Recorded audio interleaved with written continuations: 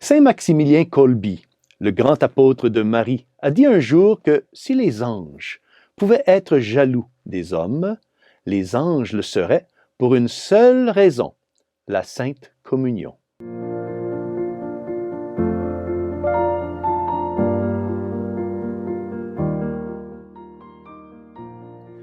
Au nom du Père, et du Fils, et du Saint-Esprit. Amen. Chers frères et sœurs, Salve Maria. Aujourd'hui, l'Église catholique célèbre la grande solennité du corps et du sang du Christ, communément appelée Fête Dieu, ou aussi Corpus Christi. Avant de commenter l'Évangile d'aujourd'hui, voyons comment cette belle fête eucharistique a été instituée. L'histoire en est vraiment fascinante.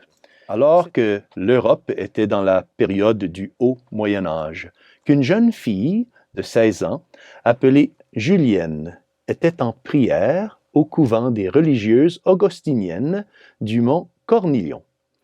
Julienne, originaire de la ville de Liège, en Belgique, était devenue orpheline à l'âge de 5 ans. Et les religieuses l'avaient donc prise en charge et l'avaient accueillie au couvent. Ainsi, Julienne vivait, priait et étudiait avec les religieuses dans leur beau couvent. Un jour, alors qu'elle était en prière, elle reçut une vision dans laquelle elle vit la lune dans toute sa splendeur. Et c'était une pleine lune et une lune brillante, mais avec une bande sombre qui la traversait complètement. Cette bande sombre affectait malheureusement la belle lumière et l'éclat de la lune. Impressionnée par cette vision, elle en a immédiatement parlé aux bonnes religieuses. Mais elles ont rapidement rejeté sa vision comme le fruit de son imagination juvénile. Mais la fille a continué à voir cette même vision par intermittence pour encore un certain temps. Après une longue période de prière et de recueillement c'était vers l'an 1225, elle entendit enfin une voix céleste qui lui expliqua en quoi consistait cette vision.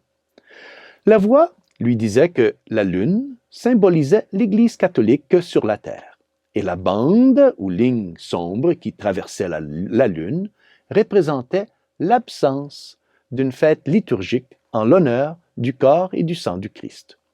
L'éclat et la gloire de l'Église, représentée par la pleine lune, étaient incomplets, parce que la fête du corps et du sang du Christ n'avait pas encore été établie, instituée dans le monde entier.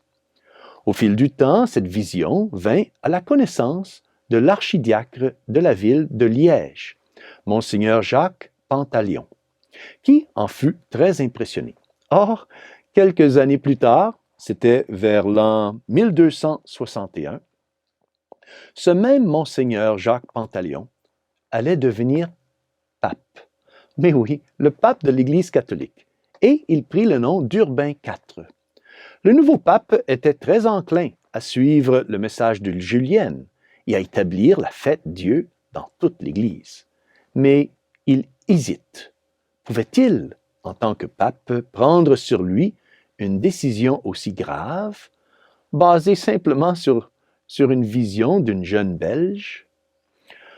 Au même moment, en Italie, Dieu prépara la réponse à la question du pape.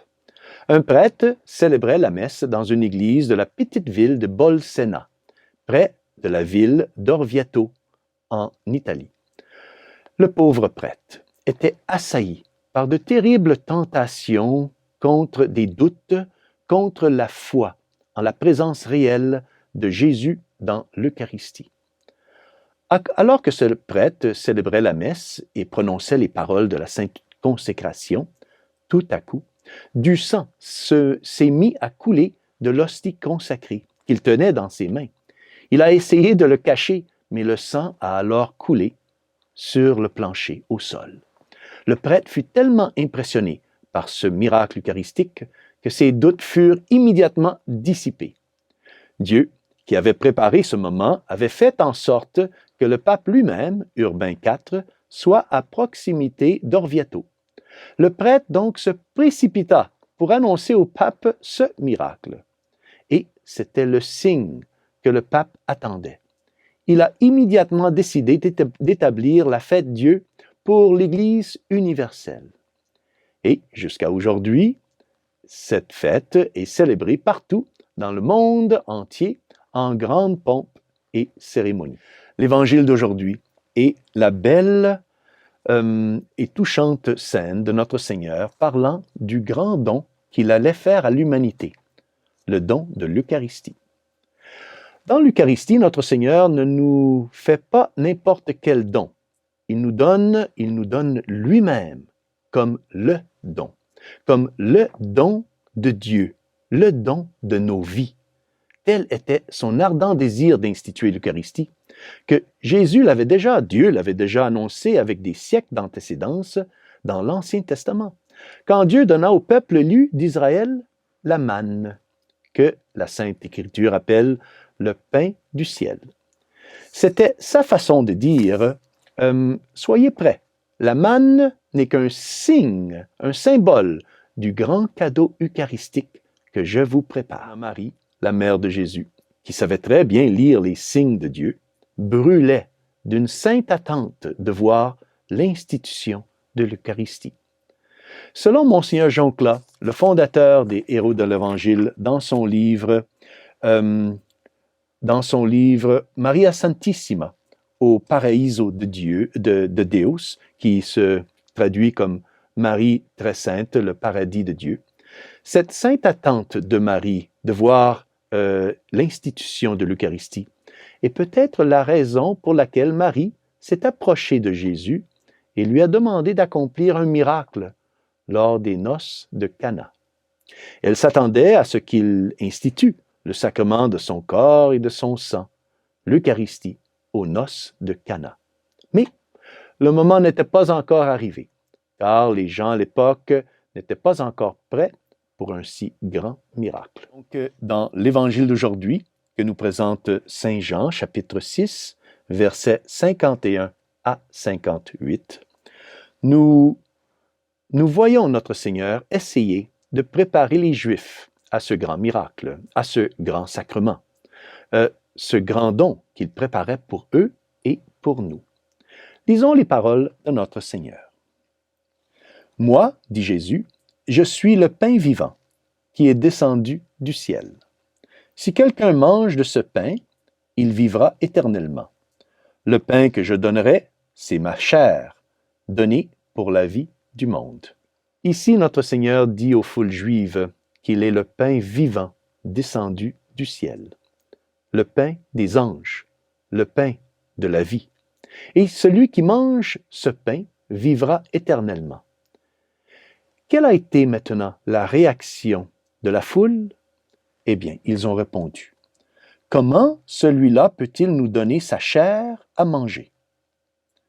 Ils ont refusé. Oui, la foule a rejeté Jésus et a rejeté son enseignement. Ils étaient en fait horrifiés par ce que Jésus disait. Et il est donc impossible de lire ce passage sans ressentir une sorte de pitié pour la foule, oui, mais aussi d'un autre côté, de ressentir une certaine indignation contre la foule. Oui, une indignation pour ne pas avoir cru aux paroles de Jésus, pour ne pas croire en Jésus qu'ils ont vu accomplir tant de miracles, guérir les malades et les boiteux, marcher sur l'eau, multiplier les pains et les poissons et ressusciter les morts. Il est certain que lorsque le Christ a fait cette annonce du grand don eucharistique qu'il voulait faire à la foule, au monde, il accordait aussi en même temps des grâces très spéciales à tous ceux qui l'écoutaient à ce moment-là, afin de les aider à comprendre et accepter la signification spirituelle de ces paroles. Mais ils ont rejeté son don d'amour. Ils ont rejeté ses paroles. Ils ont rejeté son don de la vie. Ils ont rejeté l'Eucharistie. Lorsqu'ils entendirent ces paroles mystérieuses, « Moi, je suis le pain vivant qui est descendu du ciel. » Ils auraient dû tous s'agenouiller devant lui et baiser ses pieds et dire « Seigneur, nous ne comprenons pas ce que signifie ce grand mystère, mais Seigneur, si cela vient de vos lèvres saintes, des lèvres de la sagesse divine, nous croyons. » Oui, nous croyons parce que nous aimons. Cela aurait dû être leur attitude. La seule bonne attitude devant Dieu est de croire. C'est d'avoir la foi, une foi pleine d'amour et pleine d'humilité. Mais malheureusement, les Juifs de l'époque ont essayé de comprendre les paroles mystérieuses de Jésus, de comprendre les mystères divins de Dieu avec leur intelligence très limitée. Et ils ont donc malheureusement rejeté le plus beau cadeau que l'humanité ne puisse jamais recevoir. Ils ont rejeté Jésus, Eucharistie. Nous sommes appelés aujourd'hui à réparer ce péché, à réparer tous les péchés contre la très sainte Eucharistie. Et la plus grande réparation qui puisse être faite pour un péché, ce ne sont pas seulement des prières ou des sacrifices, mais c'est ce que Saint Jean Chrysostome appelle la pratique de la vertu opposée. Oui, maintenant, la pratique de la vertu opposée, c'est de pratiquer la vertu qui est directement contraire au péché commis. Cette offense à notre Seigneur, lorsqu'il a annoncé l'institution du sacrement de son corps et de son sang, a été commise, oui, cette offense a été commise à cause d'un manque de foi, à cause d'un manque d'amour. Alors, frères et sœurs, aujourd'hui, pratiquons maintenant le contraire de ce manque de foi et de ce manque d'amour. Offrons à notre Seigneur beaucoup et beaucoup de beaux actes de foi et d'amour dans notre communion et à la messe aujourd'hui. Aimons notre Seigneur dans l'Eucharistie. Unissons-nous à notre Seigneur dans l'Eucharistie. Soumettons-nous à notre Seigneur dans l'Eucharistie. Et demandons à Notre-Dame du très saint sacrement de l'Eucharistie de remercier son divin Fils Jésus pour cet immense don de son amour. Jésus-Christ dans l'Eucharistie. Et que Dieu Tout-Puissant vous bénisse, au nom du Père et du Fils et du Saint-Esprit. Amen. Salve Maria.